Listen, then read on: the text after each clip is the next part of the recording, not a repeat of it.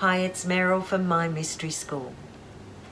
During the month of May, we're going to have 4 planets turn retrograde, pulling the energy inwards into reflection, retrospection, not so much blocking energy and progress, but making us retrace and sift through the details, unable to make real progress.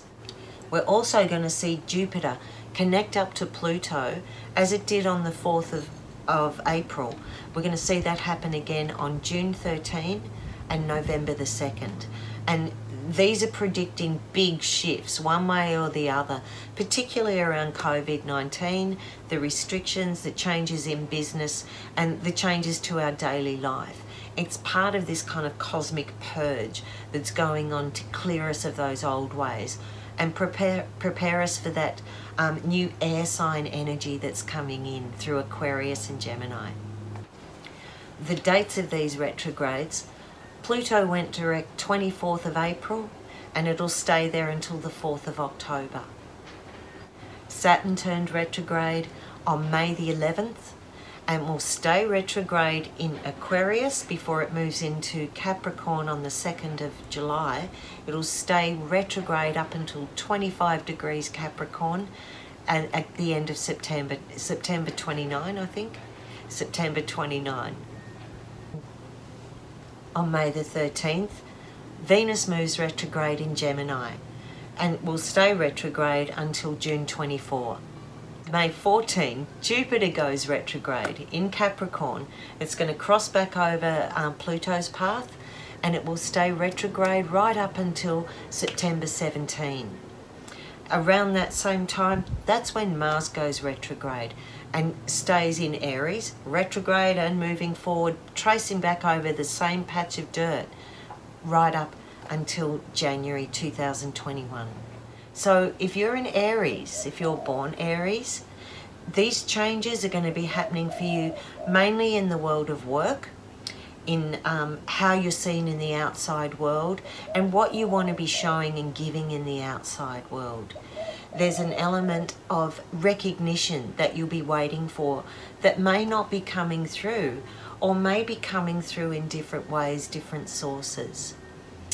Because Mars will be spending so long in Aries, it also affects your physical health, your appearance, and you want to be looking at things like blood pressure,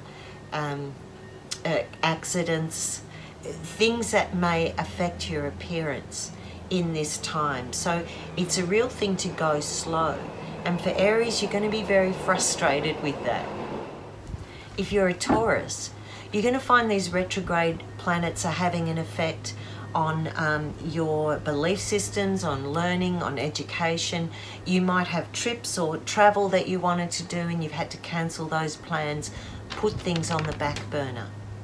Taurus is also going to have troubles around resources, not living frugally, but learning how to live with less, learning how to make do of your own resources. And there's a bit of do-it-yourself activity in that for you as well. So you might be coming up with new ways to make money. If you're a Gemini, there's really exciting changes for you. The nodes have just moved into Gemini Sagittarius axis, meaning there's real karmic shifts for you. Doors that open, doors that close. You're going to find with Venus in the first house for you that old lovers come back. You're able to reconcile things that have been bugging you, that you've been judging yourself over, things that didn't make sense. For Geminis, there's all these endings and beginnings for you, but the new way is very, very hopeful and brings out your best. You'll also find with this retrograde period, you may be a bit withdrawn. Venus in the first house means you don't really want to get out there, but there's new ways to study, new things you want to learn, and past issues, especially in relationships, that you want to clear up. For Cancer people, during this retrograde phase of sort of like May through to September, you're going to find relationships are the big issue for you. Some of you will be wanting to be drawing in. There may be issues around protecting your loved ones, or feeling protected and nurtured by them. It will also mean your relationships to the outside world. There's a sense for you of kind of coming in and nurturing those very close. It's also a time when your spiritual experience, or your psychic, your intuitive experience is much stronger. And there's a bit of self-reflection and adjustment around relationships and how you want to use your internal time, how you want to grow internally. I guess you might be looking for a bit of me time after all this time of lockdown and serving your family and serving others. For Leos, this emphasis of the planets moving retrograde with their energy will mainly focus on areas of your health, your work, your daily routine, the way you feel about exercise, and even your pets. It might be quite hard for you to leave your pets and return to work, and you might have mixed feelings about the people you work with and the job you're doing and how much of your time it's actually taking. You've really been shaken up by these routines. You've either adapted better than you thought, or you found it really difficult. And so this sort of mixed bag for you. You may be really welcoming that return back into a social world and having purpose and daily routine. For Virgos, this time coming in retrograde is actually feels a really natural cycle for you. I expect for most of you, there's a part of you just loving the introversion and the quietness and the peace, and that you've been able to organise yourself and your life and probably your home, if you've been stuck in there, into a way that makes you feel safe. This retrograde action is happening in the place of creativity, and that may be around your children, but also the way you may have really adapted and started loving this time of introversion. It's putting up a conflict between all the places you serve and the places where you want to serve yourself. There may be creative projects that you've thoroughly enjoyed doing while you've had this space around you. And also decluttering your life, decluttering your organising not only your work affairs, your home affairs, your family, but mentally, emotionally and psychologically. Virgos, you've adapted really well to these changes, and this retrograde phase is going to see you wanting to make that a bit more, to get a little bit more out of it. For Libra, the place of most of this retrograde action is happening in the place of home, in your immediate surroundings, your little sanctuary inside your bubble. There's a balance that needs to happen for you there. Maybe there's something going on at home, like working from home or setting up a business from home, that needs a bit more of your structure and time and planning to go in. Perhaps it's around organising the space at home and the shift from being a homebody to getting back into the outside world. We also find with Libra in relationships that retrograde Mars action is going to be slowing down and putting a halt on your social life and the relationships that you care about.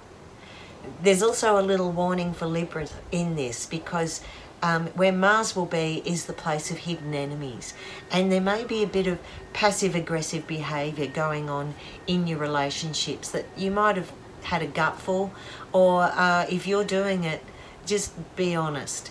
Step out from the shadow and be truthful. That's what's going to give you the balance. For Scorpios, I think you're ready to expand a bit, even though we've got retrograde action. The intense feelings and emotional connections that you need, you're starting to need new stimulus with it. And you'll be finding that mainly in the area of local neighbourhood, of education, of short travel and transport. So I expect for Scorpios, you'll be doing a bit more movement in this retrograde patch. I also think for Scorpios, there is that sense of closing down things, of offering deep commitment or letting go of commitment. So for some Scorpios, and especially with our Scorpio full moon this May, on the 7th of May, there's endings and beginnings for you. And there's a sense that you'll want to reconnect to new places, new stimulus. For some Scorpios, this is going to mean moving house, or problems or delays around moving your residence, changing even your room around. This is going to come up over the retrograde period and be something that you need to look at, something you need to adapt to.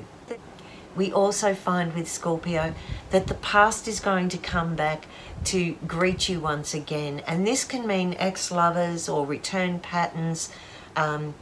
There's even gifts from the past coming back, or gifts from ex-partners that can help you out and dig deep in your resources. If you've put out good karma, it's going to come back to you in spades in this time. So although there's some problem with resources and maybe around your home, you'll pull through. There will be enough. You'll get through, and there is resilience. For Sagittarians, it's a bit tough over this retrograde period.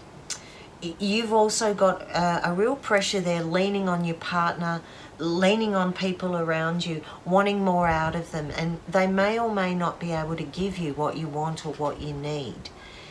Your relationships are stalling and going a bit stale, communication's getting a bit messy, muddy, or passive-aggressive, and your feelings of self-worth are a bit down, Saggies. What's going on for you? The South Node is now going to be spending 18 months moving through Sagittarius, sucking up all the past, all the karma that you've collected over this last 18 years, and dishing it out so you can clear it and reconcile it. For Sagittarians, keep the strength up. Trust what's going on. There's going to be pressure on resources, on thinking that you've got enough to give. You may overextend yourself, and the relationships are a little out of balance for you at the moment. So that's spending this retrograde period just nutting out a bit of a plan, resetting your beliefs, and seeing how to be more authentic in your relationships with other people and with your resources. If you're spending too much, get a budget. Good luck, Sag. For Capricorns, who have been going through so much change while Pluto has been transforming your sign, your identity, your self-identity, your self-worth, your place in the world, these are the things that you're going to be reflecting on during the retrograde period. You're a bit sick of slogging forward. You're a bit sick of taking responsibility for everything. And you're kind of having an identity crisis around it, a bit existential, wondering, why do I bother? So this retrograde period is about healing yourself, just pleasing yourself, really, being a bit selfish if that's what you need, but more to, not to be self-serving, but to be self-honouring. And that's going to be your challenge over this period. For Aquarians, you're also stepping into a very powerful time with the outer planets starting to move into that air sign, your wonderful intellect, your vision, your future forward expression. The outer planets are going to be moving there, and as a collective, we're all coming with you, but on a personal level, you're kind of out there alone, leading the way. And this can lead you to feel very unprotected, in deep water, out of your depth, really challenged. The other challenge you're going to have is with communication, argumentative, bickering, maybe even backstabbing. Be kind to your neighbours, because one place this will be hitting is in those who aren't necessarily family, but who are around you. You'll also find that there's frustration around wanting to get out and wanting to make trips and travel, wanting to get on with things and find solutions. And the time now is more for going back and researching the groundwork you've already laid. These big retrograde changes are happening very internally in a sort of mysterious place of the 12th house. And this means you're looking at into the past, into an ancestral memory. Something very deep and fundamental is transforming with you and through you. And over the next 3 years, your lives are really going to change. And I expect it's for the better.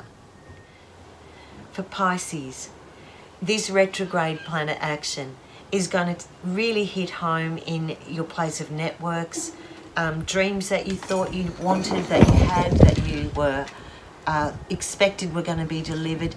There's tweaking and delay and negotiation around what you've asked for and what's coming for you, what you thought you needed and what you truly need.